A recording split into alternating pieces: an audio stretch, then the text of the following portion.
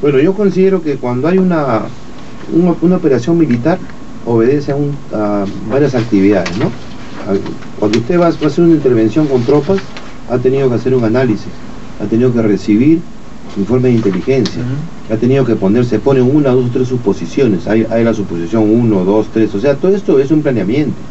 No es como la gente o los civiles piensan, y no tienen por qué pensar al revés, ¿no? De que nos subimos a un helicóptero y vamos a ver qué pasa. No, todo esto es un planeamiento. Entonces hay una responsabilidad. Lo que yo siempre pido y solicito de que la única forma de avanzar y de tener éxito en las operaciones militares, sobre todo, es asumiendo responsabilidades. Entonces, cuando se ha ido a la zona, inclusive hasta un día o 2 días antes se sigue alimentando el plan operativo de operaciones con información de inteligencia. No puede decir, yo fui y disparé y salió una niña corriendo. Ahí tenemos que saber que habían niños, que había mujeres, saber de gente inocente también, ¿no? saber con qué nos vamos a encontrar. No sale nada debajo de la manga, porque se van a usar armas, se van a ir contra vidas, nos van a disparar, o van a matar a nuestra gente, o vamos a matar a otros. Entonces yo lo que yo invoco es responsables.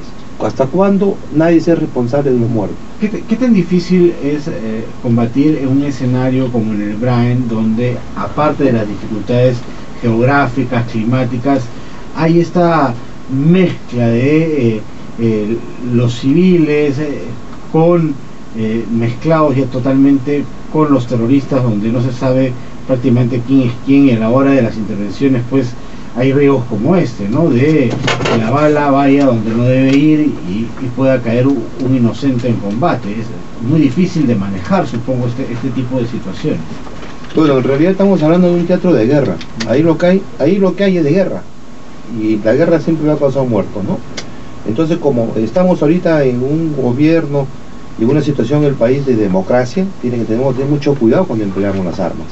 No puede, ningún éxito militar, ¿no?, justifica la muerte de un inocente, menos aún si es niño, ¿no? Y aún así sea adulto. Entonces nosotros manejamos las armas, tenemos que tener mucho cuidado cuando vamos a ingresar a un sitio, ¿no?, y vamos a disparar. Entonces yo lo que creo que es, así como cuando el suboficial Millones habló en un canal de televisión, el Consejo Supremo dice que abrió proceso de oficio, porque tiene que cautelar la disciplina militar, y al pueblo suboficial lo tienen ahí ya, ¿no? Entonces, igual también cuando hay un operativo militar o una operación militar y muere gente inocente, la justicia militar también debería de abrir un proceso de oficio, porque hay delitos que se cometen por negligencia. Es el manejo de la fuerza, el manejo de las armas. Yo creo que lo que antes escuché que ustedes hablaban de una cosa, que en el país hay un desorden por todos sitios, y yo se lo comparto. Acá hay un desorden. Yo para venir acá me demoraba 1 hora, y he tenido que meterle carro a mucha gente. Es increíble cómo estamos viviendo de cabeza en todos los sectores. Al mediodía no se podía entrar a la Plaza de Armas, porque todos los policías cerrando la Plaza de Armas, por allá los profesores tirados en el suelo, tirando bombardas. O sea, es un caos. Es un caos la ciudad, es un caos el país. Entonces, pues, gobernemos, pues pongamos orden en el país, ¿no? Y lo que les escuché antes decir ustedes de que, bueno, la parada y todos esos temas, que lo que generan es convulsión social. Entonces, si eso lo trasladamos a un teatro de guerra, ¿no?, hay una confusión del elemento operativo, y además no hay la afirmación de hacer bien las cosas. Pero este espacio de, por ejemplo, abrir un proceso a militares que hicieron mal un operativo donde terminó muriendo una niña, ¿en qué medida ustedes de haber pertenecido a las Fuerzas Armadas afecta la imagen, afecta la moral? Porque es lo que siempre se dice, no vamos a juzgarlo, hay que proteger a las Fuerzas Armadas porque se afecta la moral y el miedo, además, si el miedo permite que luego realicen otros operativos y caigan otras. Yo le voy a dar una respuesta. Si sean juzgados, ¿no? Yo le doy una respuesta de un militar y hijo de militar. ¿Sabe qué va contra la moral? Los sueldos de hambre, que se roben todo, que uno llegue a un cuartel que da pena, porque casi letrinas, los desagües no sirven para nada. Ojalá algún día la Comisión de Defensa vaya a visitar un cuartel. Ya lo han hecho, ¿no? Ya en la base. Y vivimos casi de manera miserable, vive. Y estamos hablando de las fuerzas del orden. donde hay mucho presupuesto. Y vuelvo a lo que dice el doctor Chalapaque, corrupción, claro que hay corrupción. En ese mismo contexto, o sea, ¿cómo se le exige a las Fuerzas Armadas mayor eficiencia si tienen este tipo de limitaciones? Por eso yo le hablaba de la sanción, del control y la responsabilidad, ¿no? Si tenemos limitaciones, porque usted llega después de patrullar y se sienta a comer y le dan arroz con huevo, sin embargo hay un presupuesto fabuloso para alimentación y para bienestar, ¿quién se lo lleva? ¿Quién se lo lleva? Entonces, ¿de qué moral hablamos? Entonces, cuando la gente va a combatir mal entrenada, mal preparada, mal capacitada, mal equipada y mal alimentada. Y no sabemos qué va a pasar ahí. Y que además a fin de mes agarra un sueldo que no le alcanza para mandarle a sus hijos que están en Lima, ¿no? Entonces, estamos hablando de un tema que, lo querramos o no, es dramático. Y tenemos que solucionarlo. Nos quedan unos pocos minutos, Mayor. Este operativo también nos ha mostrado una realidad lamentable, lo hemos comentado aquí con Juan Carlos, ¿no?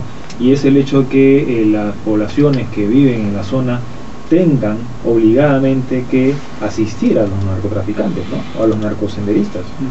¿Cómo darles a esas personas presencia del Estado o atención? ¿Cómo tratar de evitar que estas personas se involucren, ¿no? Indirecta o directamente con el narcosenderismo? Yo creo que acá hay que separar las cosas, ¿no? El militar tiene una función, combatir y ganar la guerra. Y el elemento civil o la autoridad política tiene una función, generar bienestar. Entonces no hay que sobreponer una sobre otra. Pero ahora se está mezclando, ¿no? El civil se está mezclando prácticamente con las actividades ilícitas, porque están ahí en la zona y los obligan, los amenazan. Me imagino que con esta familia pasó eso. Claro, por eso ahí tiene que entrar la autoridad política a ver el bienestar, ¿no? Cómo vive esa familia, qué necesita, qué requiere el Estado peruano. Pero no quiere decir porque vamos a hacer carreteras, puentes, o va a haber trabajo, se acaba el narcotráfico, se acaba la violencia. La misión y la responsabilidad de la Fuerza Armada, para eso nos dan las armas y la preparación suficiente, es acabar con la violencia. Estamos en guerra, ellos tienen armas, nosotros tenemos que combatirlo con las armas. Ellos han hecho de la política, el narcosenderismo ha hecho de la política una guerra, y nosotros tenemos que responderle con guerra política, porque somos el Estado, preparado para eso. Entonces eso es lo que yo quisiera que se diferencie, porque veo un manejo un poco interesado, ¿no? Que sí, que porque no hay puentes hay violencia. No, la violencia seguirá. Todavía ha sido una discusión sobre si el campo de acción en estas zonas donde está el narcoterrorismo debe ser de la policía o de las Fuerzas Armadas. Para usted, ¿quién debería operar ahí? Yo creo que debe ser un trabajo netamente de inteligencia y policial. Y no Fuerzas Armadas. No Fuerzas Armadas. Y lo que tenemos que hacer los militares es darle cobertura, simplemente protegerlo. La inteligencia, ¿no? Está clarísimo que la policía la trabaja mucho mejor, ¿no? Mucho mejor, es su especialidad, ¿no? Nosotros tenemos mucha gente de inteligencia también. Lo que pasa es que este es otro tipo de inteligencia. La inteligencia militar es una y la inteligencia policial es otra. Yo creo que la inteligencia policial es más puntual, va hacia el delito, y el narcotráfico es un delito civil, no es un delito militar. Ese fue una de las armas de Montesinos, militarizar el delito de narcotráfico. Entonces escondía a todos los narcotraficantes de ambos bandos, de la fuerza del orden o del enemigo, y ahí manejaba los casos, ¿no? ¿Qué tan difícil es pensar en una victoria total en un territorio tan complicado como el Gran? Eso es lo que siempre se discute, ¿no? Yo creo que a la hora que se asuman responsabilidades y se sancionen estas irresponsabilidades, vamos a triunfar. En realidad el narcosenderismo para nosotros no es un enemigo, no es un gran enemigo, no hay que tenerle temor.